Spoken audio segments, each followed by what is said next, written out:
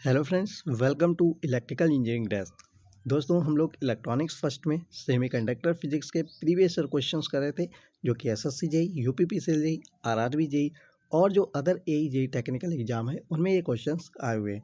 तो दोस्तों, ये क्वेश्चंस एग्जाम के पॉइंट ऑफ व्यू से काफ़ी इंपॉर्टेंट हो जाते हैं। दोस्तों, यहाँ पे हमारा पहला क्वेश्चन है, under high electric field in A semiconductor with increasing electric field.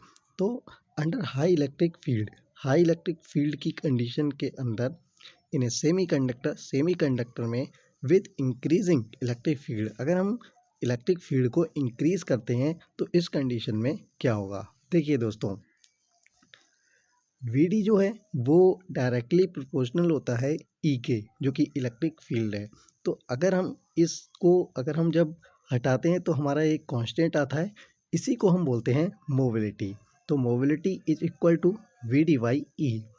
देखिए, if we increase the electric field, mobility of charge carrier decreases and velocity of charge carrier saturate. देखिए, अगर हम इलेक्ट्रिक फील्ड को यहाँ पर increase करते हैं तो जो मोबिलिटी है वो डिक्रीज हो जाएगी, क्योंकि ये इसके इन्वर्सली प्रोपोर्शनल है, और जो वी डी है इसके ये डायरेक्टली प्रोपोर्शनल है।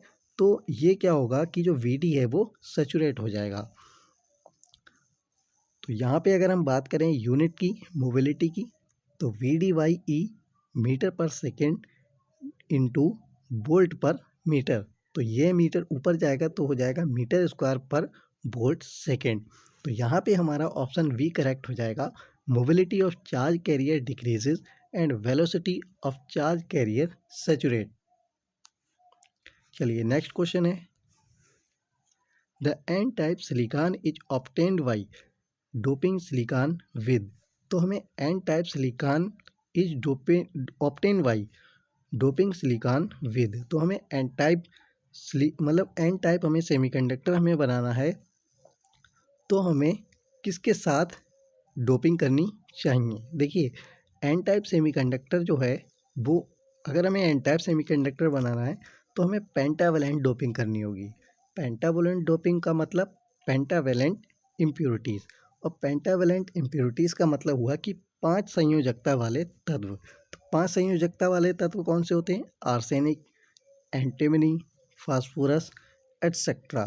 तो दोस्तों, यहाँ पे हमारा फास्फोरस है, जो कि हमारी पेंटावेलेंट इम्प्योरिटीज़ है।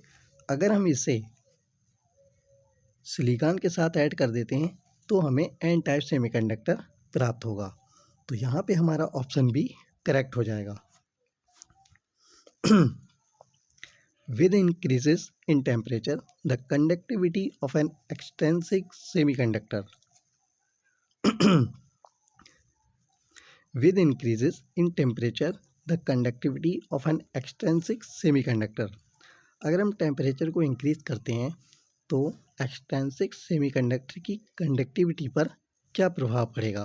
देखिए, अगर हम सेमीकंडक्टर का टेम्परेचर इंक्रीज करते हैं, सबसे पहले आप जानिए कि सेमीकंडक्टर का जो टेम्परेचर कोएफिशिएंट होता है वो होता है नेगेटिव, यानी कि negative temperature coefficient. Negative temperature coefficient होने का मतलब हुआ कि अगर हम टेम्परेचर को इंक्रीज करेंगे, इससे सेमीकंडक्टर की रजिस्टिविटी डिक्रीज होगी, इससे आपका रेजिस्टेंस डिक्रीज होगा। अब आपकी इससे करंट जो है वो इंक्रीज हो जाएगी।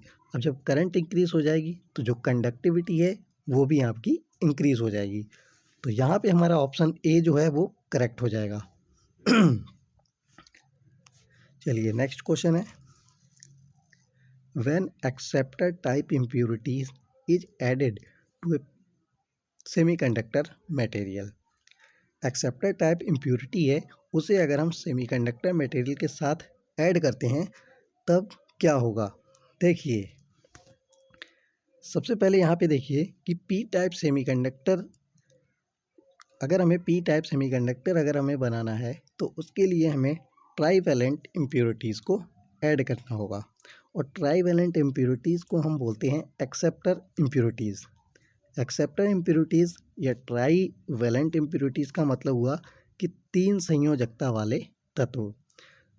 अगर हम सेमीकंडक्टर मटेरियल के साथ एक्सेप्टर मटेरियल को ऐड करते हैं तो हमें पी टाइप सेमीकंडक्टर प्राप्त होता है।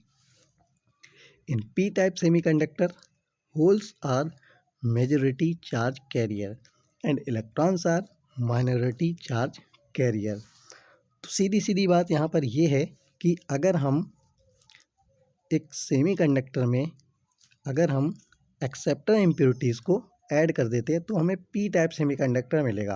और पी टाइप सेमीकंडक्टर में जो हमारे होल्स होंगे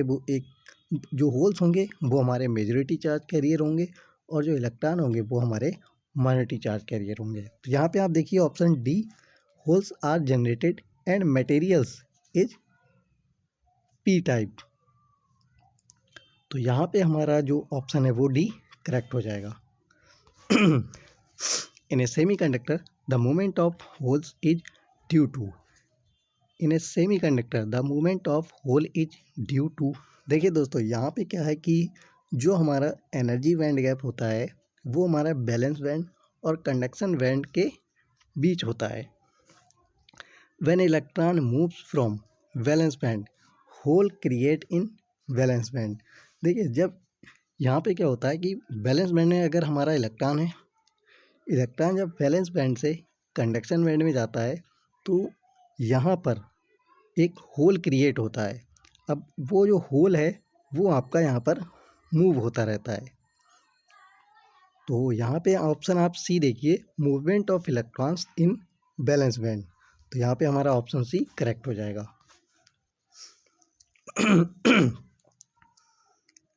doping in semiconductor increases which of the following quantity.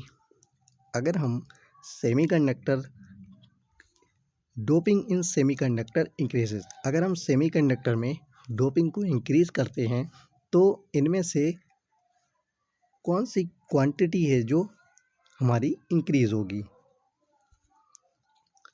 Doping in semiconductor increases which of the following quantity. देखिए यहाँ पर जो डी है यानी कि कंडक्टेंस वो यहाँ पर इंक्रीज हो जाएगा। The reciprocal of resistance is known as conductance. तो जो कंडक्टेंस है वो रेजिस्टेंस का रेसिप्रोकल होता है। सेमीकंडक्टर के साथ अगर हम डोपिंग करते हैं तो हमें जो है पी टाइप या एन टाइप, इनमें से हम किस तरह की, हम कौन से ट्राइवेलेंट डोपिंग कर रहे हैं या पेंटावेलेंट डोपिंग कर रहे हैं, ये उस पर डिपेंड करेगा। तो इसे हम बोलते हैं एक्सट्रिंसिक सेमीकंडक्टर। एक्सट्रिंसिक सेमीकंडक्टर ही हमारे दो टाइप के बन जाते हैं, एक पी टाइप सेमीकंडक्टर और एक एन टाइप सेमीकंडक्टर। तो डोपिंग करने से जो कंडक्टिविटी है वो बढ़ जाती है और जब कंडक्टिविटी बढ़ जाएगी तो यहाँ पे हमारी जो कंडक्टेंस है वो बढ़ जाएगी और जो रेजिस्टेंस है वो डिक्रीज हो जाएगी।